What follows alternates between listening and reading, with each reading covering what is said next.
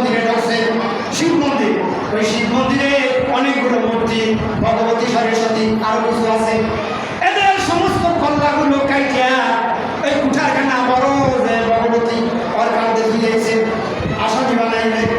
এবার নমরুদের দলবল চলে আসছেন, আইসা বলতেছে হায় হায় আমাদের খোদার খবর কি? খোদা তো বরাবরই খাইতেছে, ব্যাপার কি? এই কামটা কি করবো? আরবিতে তারা বলতেছে মান ফাআলা হাযা বিআলিহাতিনা, আমাদের প্রভুর সঙ্গে এই কাম কে করছে? কেউ কেউ কইতে আছে যে ওই যে ধরলে যায় না, মেলায় যায় না, ইব্রাহিম আলাইহিস সালাম হ্যাঁ বড় বাবা নে। এবার হ্যাঁ ডাকছে, ওই প্রধানমন্ত্রী সংসদে ডাকছে, ডাকার পর জিজ্ঞাসা করতেছে ইব্রাহিম মান ফাআলা হাযা বিআলিহাতিনা, আমাদের এই প্রভুর সঙ্গে এই কাম কে করছে? ইব্রাহিম আলাইহিস সালাম একটা সত্য কথা বলেছে, কিন্তু ঘুরাইয়া বলেছে। কেমন ঘুরাইয়া? এর ভিতরে যে বড় তার কাছে জিজ্ঞাসা করলেই হয়, হয়তো সে বলে দেবে। ইব্রাহিম আলাইহিস সালামের খেয়াল ছিল গোটা জাতি মূর্তি পূজা করে, আগুন পূজা করে, তার ভিতরে আমি তো বড়। আর নমরুদ মনে মনে ভাবে আমি বড়, আমি আল্লাহর হুকুমওয়ালা, আমি সবচেয়ে বড় কথা, আমি তো বড়। আবার মনে মনে কয় আমি না, মূর্তির মধ্যে যে আছে বড়, মানে যে যা করে। হ্যাঁ, আরবিতে একটা কথা আছে আল-মারউ ইয়াকিসু আলা নাফসিহি, মানুষ তার স্বভাব অনুযায়ী সিদ্ধান্ত পেশ করে, ঠিক কিনা বলেন?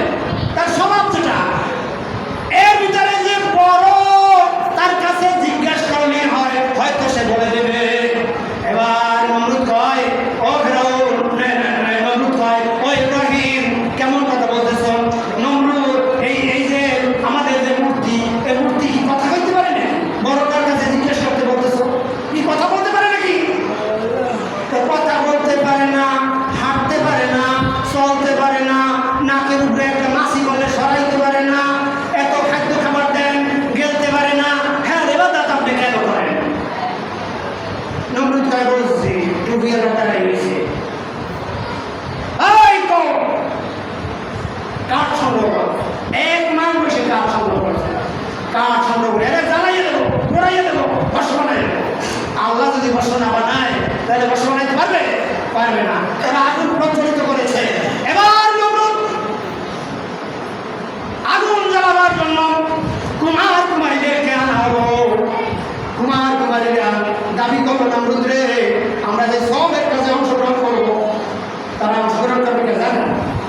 এত জানেন না, একটু কাজ দিই। সরকার বানাইছে, সরকার সরকার, কারণ মানুষ যদি যাইয়া আগুনে ফেলায় মানুষ পুড়ে দেবে। একবার ওই আগুন জ্বালাইছে, এই আগুনের দাগ কত দূরে থাকে? সরকার বানাইছে, সরকার বানায়া ইব্রাহিম আলাইহিস সালামকে উলঙ্গ করছে। এই উলঙ্গ করার পর বেঁধে দিয়েছে। এবার সরকার ঘুরে গেছে, ওই কুমার কুমারীরা এখন ঘুরতেছে না। এখন ওই কুমার কুমারীরা বলতেছে নমরুদ ফেরেশতারা সরকার ঘুরে বসছে, কিয়ামত পর্যন্ত সরকার ঘুরাইলে সরকার করবে না। যদি এখানে যদি কুমার কুমারীদেরকে এনে জিনাবে বিচার করাইতে পারো, তাহলে ফেরেশতারা চলে যাবে, সরকার অটোমেটিক করবে। তবে নমরুদ শুনে নাও, আমরা এই কাজে অংশগ্রহণ করবো, কিন্তু আমাদের পুরস্কার দিতে হবে। কি পুরস্কার? তোমরা তোমাদের পুরস্কার আমি ঠিক করে রাখছি। যারা যারা নমরুদের কাছে অংশগ্রহণ করবা, হে কুমার কুমারী, ও কুমারীরা রে, তোমাদের কপালে লাল ভোটটা দেওয়া হবে। এই জন্য দেখবেন আমাদের দেশে বিবাহের আগে ছিল একটা ভোটটা, বিবাহের পরে দেয় দুইটা ভোটটা, আর একটা তালুতে দেয়, ওইটা যে কেমন বিবাহ হয়েছে সেই ভোটটা। আর আগে তাহলে নমরুদের ওরা জানে না লাল ভোটটা ইতিহাস কি। এই জন্য মুসলমানেরাও কিন্তু দেয়, তাই না? এর থেকে বলা থাকবেন, কোন মেয়েদেরকে লাল ভোটটা দেবেন না।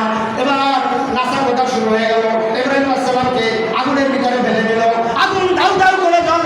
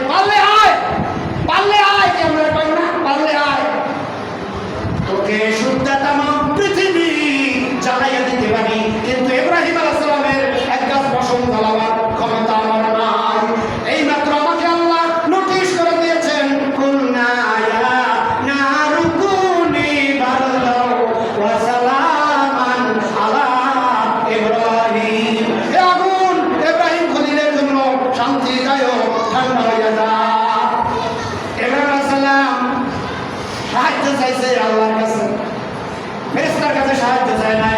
এই জন্য আজকের আলোচনার থেকে একটা জিনিস পাইলাম যে এই যে যেই দিন ইব্রাহিম আলাইহিস সালাম ওই অগ্নিকুণ্ডের থেকে পরিত্রাণ পেয়েছে, ওই দিনটা ছিল মুহররম মাসের 10 তারিখ শুক্রবার।